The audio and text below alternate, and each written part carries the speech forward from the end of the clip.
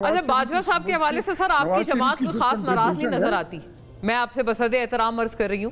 آپ کے بھی سارے تنقید کے نشتر فیض صاحب کی طرف تو ہیں، لیکن باجوہ صاحب کے اوپر آپ تو پہلے بہت سب سے بڑے تو بگل نواز شریف صاحب نے خود بجایا تھا ان کے خلاف، لیکن اب آج کل وہ بہت خاصی چپی اختیار کر گئے. باجوہ صاحب یہ نہیں کہ اس پہ مطلب آپ کیا چاہتے ہیں کہ ہم ان پہ کتنی تنقید کریں؟ جتنا ہم نے باجوہ صاحب کے خلاف تنقید فیض صاحب جتنی تو کرے نا کم سے کم ایمانداری کا تقاضا. لیکن جنرل فیض جو تھے وہ پھر نیچے اتر کر ہر جگہ پر انہوں نے گند پھیلایا ہوا تھا، پورے صوبوں میں، وفاقی وزراء میں، پولیٹیکل پارٹیز میں، اس میں دراڑیں ڈالنا، لوگوں کو پکڑنا، جیلوں میں بند کرنا. آپ اس سے اندازہ لگا لیں کہ جسٹس شوکت عزیز صدیقی کے پاس کون گیا تھا. جسٹس شوکت عزیز صدیقی کو کس نے بلیک میل کیا تھا.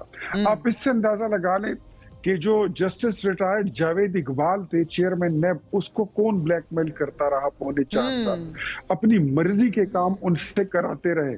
دیٹ واز جنرل فیض. اور میں آپ کو اتنا بھی بتا دوں کہ یہ آپ کے سامنے یہ بات آ جائے گی. حامد رضا صاحب تو بھاگ گئے ہیں، لیکن میں بتا رہا ہوں آپ کو کہ جنرل فیض جو تھا وہ عمران خان کی پی ٹی آئی کے عسکری ونگ کا سربراہ بن چکا تھا. یہ بات آپ کے سامنے آ جائے گی. اچھا عسکری ونگ کا آپ نے کہا سربراہ بن چکے ہیں. ہاں پی ٹی آئی میں ایک عسکری ونگ بنایا گیا جس کا پروگرام اور مقصد یہ تھا کہ ملک کے دیگر مقبول لیڈرز اور پارٹیوں کے جو رہنما ہیں ان کو ختم کیا جائے. ایک جس طرح یوتھ ونگ ہوتی ہے، جی بالکل، ان کو اسیسینیٹ کرنے کے لیے جی ایسا ہی ہے. یہ عمران خان کی عسکری ونگ کا پروگرام تھا. یہ تو میں بار بار اختیار صاحب آپ تو آج نا جسے کہتے ہیں آپ ایک کے بعد ایک آپ کیا کہیں گے اس کو، آپ سیاسی سکسر مار رہے ہیں. لیکن خٹک صاحب اوور ٹو یو. کئی سارے الزامات ہیں، پلیز ان کا جواب فرمائیے. آپ لوگ باقاعدہ قتل کرنے کا بھی منصوبہ بنا رہے تھے عسکری ونگ کے ذریعے، جو کہ اس میں ایلیجڈلی ولی صاحب نے کہا ہے کہ وہ فیض صاحب آپریٹ کرتے تھے آپ کے لیے. بسم اللہ الرحمن الرحیم. دیکھیں اختیار ولی صاحب جو ہیں وہ بیچارے اپنے پارٹی میں اس ٹائم خود بڑے کرائسس میں ہیں، اور اس ٹائم وہ جو ادھر ٹی وی پہ آ کے بیٹھتے ہیں تو وہ کوشش کر رہے ہیں، کیونکہ وہ اس ٹائم خود امیر مقام کے زیر اعتاب ہیں. ان کی جو خدمات ہیں اپنے پارٹی کے لیے وہ بالکل بھی ریکگنائز نہیں کر رہے اس ٹائم. میں بھی سفارش کرتا ہوں کہ کسی نہ کسی جگہ پہ ان کو ایڈجسٹ کیا جائے. تو امید ہی کہ میرا شکریہ بھی ادا کریں گے اس کے اوپر. دیکھیے اس سے پہلے کہ میں جنرل فیض یا علم معاملات کے اوپر آؤں، میں چاہتا ہوں کہ آپ ٹاپک جو ہے وہ ڈی چوک کے ان شہداء کے اوپر رکھیں. آپ ڈی چوک کے ان زخمیوں کے اوپر رکھیں کہ جن کو بے دردی کے ساتھ شہید کیا گیا، جن کے اوپر گولیاں چلائی گئی، اور وہ نہتے لوگ جو ایک اپنا جمہوری رائٹ استعمال کرنے گئے تھے، ان کے اوپر جو ظلم اور بربریت کے پہاڑ کھڑے کیے ہیں.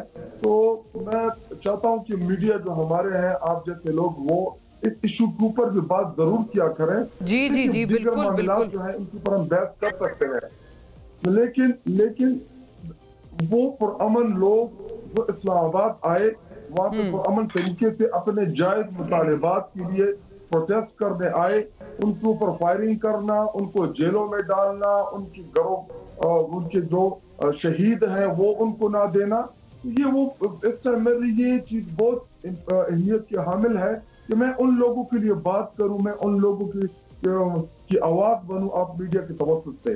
لیکن یہ جی آپ غیر ضروری چیزوں میں ہمیں الجھا رہے ہیں کہ جنرل فیض یا فلانا یا ڈنگانا. دیکھیں جنرل فیض جانے تو فوج جانے، ہمارا کوئی بھی لینا دینا نہیں ہے جنرل فیض، کیونکہ وہ بھی آرمی کا ہی جنرل تھا، نہ وہ تحریک انصاف کا تھا، نہ وہ کسی دوسری جماعت کا تھا. دیکھیں یہ الزامات لگاتے ہیں. میں ان سے ایک سوال پوچھتا ہوں کہ جنرل Faiz D G I S I کب بنے؟ ان کا رول کیا ہماری حکومت آنے سے پہلے تھا یا ہماری حکومت آنے کے بعد ان کو ڈی جی آئی ایس آئی لگایا گیا؟ یہ دیکھیں جتنے بھی آپ اگر ماضی کی طرف میں آپ کو لے چلوں تو یہ خود یہ جو ہے یہ ضیاء الحق کے پیداوار ہیں، ایم آر ڈی کے پیداوار ہیں. ان کی پرورش جو ہے وہ ملٹری نے کی ہے. یہ آ کے ادھر جمہوریت کے بھاشن دیتے ہیں ये परवेज मुशर्रफ को इन्होंने लगाया था, यही लोग लेके आए थे, फिर उन्होंने परवेज मुशर्रफ ने इनको लताड़ा। देखिए इनका माजी यही है, जो बंदा रिटायर्ड हो जाए इससे पहले इन्होंने। खट्टक साहब मैं अर्ज करूं, आपने कहा कि फैज साहब